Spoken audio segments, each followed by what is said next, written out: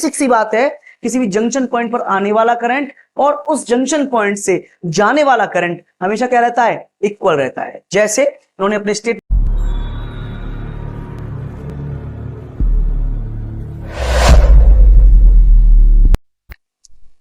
तो एक बार मैं वापस से आपको पूरा किरचॉफ्स लॉ अच्छे से एक्सप्लेन करता हूं। आपको याद होना चाहिए, इसका हर एक छोटे से छोटा पॉइंट बहुत अच्छे से तैयार होना चाहिए आपको, ठीक है।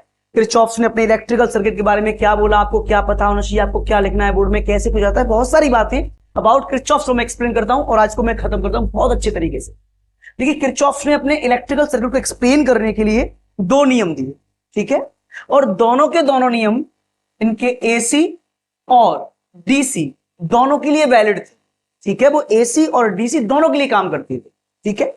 इनका जो फर्स्ट लॉ था, समझिए आप लोग सारे बच्चे, है ना, इनका जो फर्स्ट लॉ था वो बेसिकली जंक्शन रूल के नाम से जाना गया। किसके नाम से जाना गया? जंक्शन रूल के नाम से जाना गया, जिसका प्रिंसिपल कंजर्वेशन ऑफ चार्ज पर काम करता था। इसका प्रिंसिपल किस पे काम करता था? कंजर्वेशन ऑफ चार्ज पे काम करता था। जबकि इनका जो सेकेंड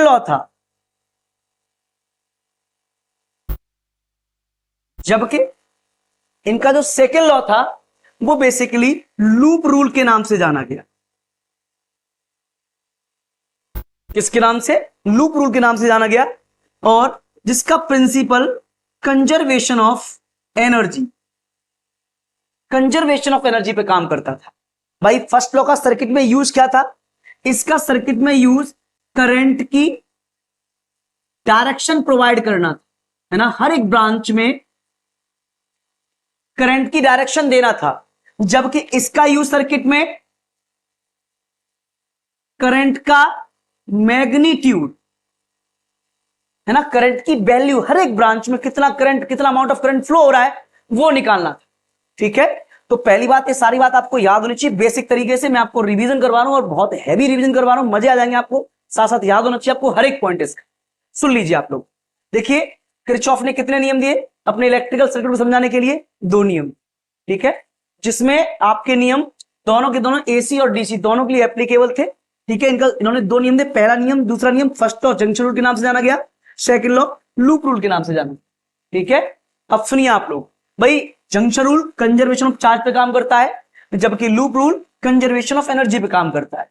सर, जंक्शन रूल जो होता है वो करंट की डायरेक्शन प्रोवाइड करता है सर्किट में, और जो लूप रूल होता है वो करंट के मैग्नीट्यूड को निकालता है सर्किट, ठीक है।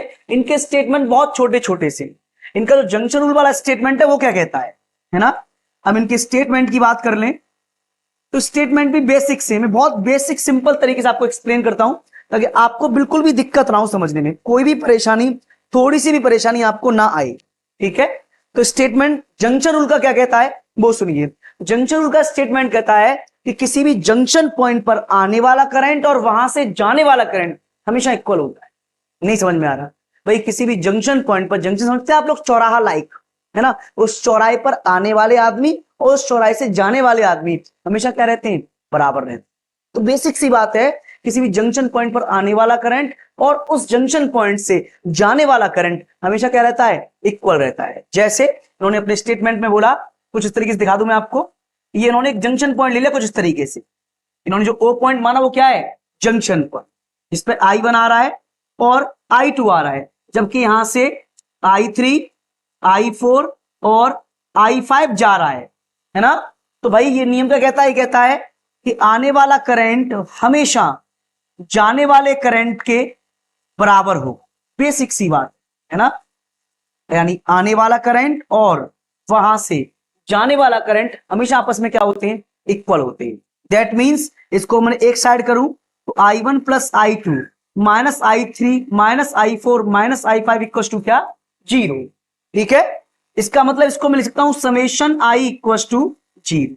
तो इसका स्टेटमेंट यहां से भी बन जाता है, और स्टेटमेंट कहता है कि किसी भी जंक्शन पॉइंट पर मिलने वाला, है ना, जो टोटल सम होता है, जो एल्जेब्रिक सम होता है करंट का, वो क्या होता है? 0 होता है। So the algebraic sum of electric current which is meeting at a junction point is always equal to the 0। कोई परेशानी तो नहीं किसी को? कोई दिक्कत तो नहीं बिल्कुल किसी को? ठीक है। तो स्टेटमेंट कहीं से भी याद कर सकते हैं। तो फर्स्ट स्टेटमेंट है इनका पहले नियम का वो ये है कि बेसिकली किसी भी जंक्शन पॉइंट पर आने वाला करंट और उस जंक्शन पॉइंट से जाने वाला करंट हमेशा क्या रहते हैं, इक्वल रहते हैं, ठीक है। और इसके बाद या फिर आप इस तरीके से बोल सकते हैं, the algebraic sum of electric current which is meeting at a junction point is always equal to the zero. आपका मन है, आप जैसा चाहें वैसा पकड़ लें, जैसा चाहें वैसा याद कर लें आप लोग, कोई भी दिक्कत, किसी कोई भी परेशानी नहीं होनी चाहिए बिल्कुल भी, ठीक है। तो बस मैं आपसे ही बोलूंगा कि ये तो पहला नियम हो गया, पहला स्टेटमेंट हो गया। अब इसके बाद दूसरे स्टेटमेंट की बात करते हैं हम लोग, ठीक है। सेकंड स्टेटमेंट क्या है इसका, वो सुनिए आप लोग। सेकंड स्टेटमेंट क्या कहता है, दूसरे नियम का स्टेटमेंट क्या कहता है, दूसरे नियम का स्टेटमेंट कहता है कि किसी भी क्लोज लूप में, सबसे पहले तो आपको यही समझ में आना चाहिए, इनका जो लूप रूल है वो केवल और केवल क्लोज लूप के लिए एप्लीकेबल है। यानी जो लूप रूल है किसके लिए एप्लीकेबल है, केवल और केवल, यहां लिख दूं मैं, ये केवल और केवल क्लोज लूप के लिए एप्लीकेबल है ना, क्लोज लूप। तो लोग बोलते हैं कि किसी भी सर्किट में, किसी भी क्लोज लूप में आप जितना भी बैटरी या सेल लगा देंगे, उन सबका जो पोटेंशियल होगा, उन सबका जो ईएमएफ होगा, वो टीपीडी यानी टर्मिनल पोटेंशियल डिफरेंस के इक्वल होगा। That means the total algebraic sum in the total algebraic sum of EMF in a closed loop is always equal to the total sum of TP. That means मैं इसको बोल सकता हूं summation E equals to summation V, या ऐसे भी लिखा है summation E equals to summation IR, है ना।